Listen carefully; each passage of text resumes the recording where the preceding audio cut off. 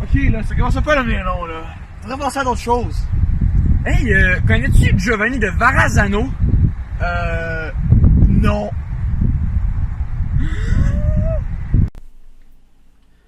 Giovanni est un Italien né vers 1485 au château de Verrazzano près de Florence, fils de Piero Andrea Bernardo et fils de Fiammetta Chapelle. Il n'a pas eu une enfance difficile puisque sa famille était riche et... Stop! Pourquoi tu me parles de lui? Ho ho! Tu as oublié la présentation orale! Alors? Haha! C'était une ruse! Je le connais depuis le début! どうでもいいがな。次は丈太郎。貴様だ。やろう。 Vers fin 1523, le roi François Ier envoie en mission Giovanni de Verrazzano afin d'explorer la côte de l'Amérique du Nord.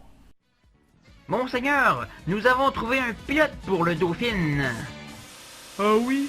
Dites-en plus.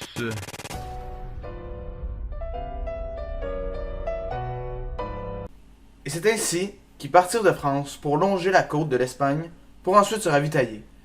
Après, il traversa l'Atlantique pour atteindre le Cap Fear. Il longera la côte pour finir par revenir en France après avoir cartographié la côte de l'Amérique du Nord.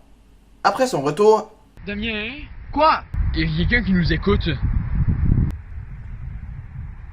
Hey!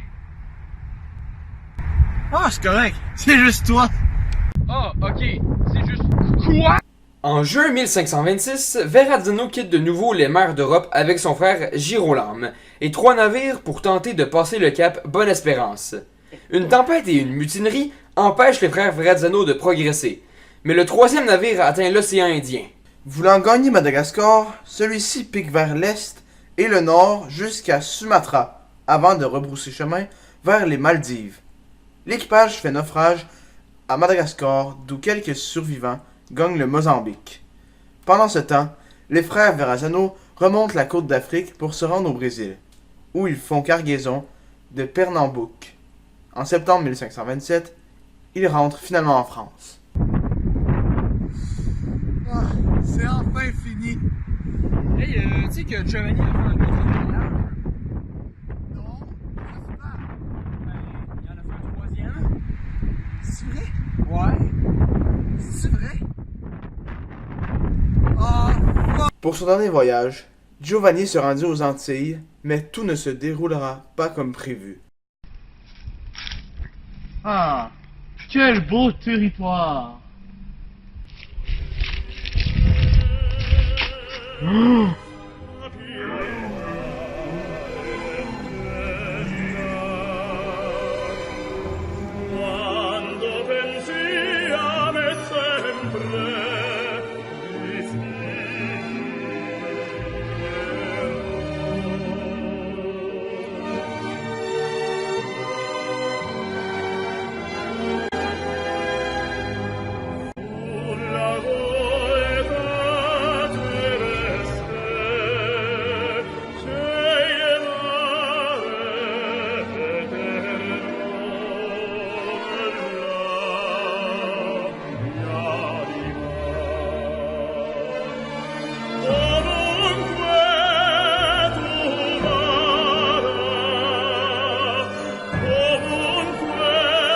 Et c'est ainsi que mourut Giovanni de Verrazzano, dévoré par des indigènes cannibales.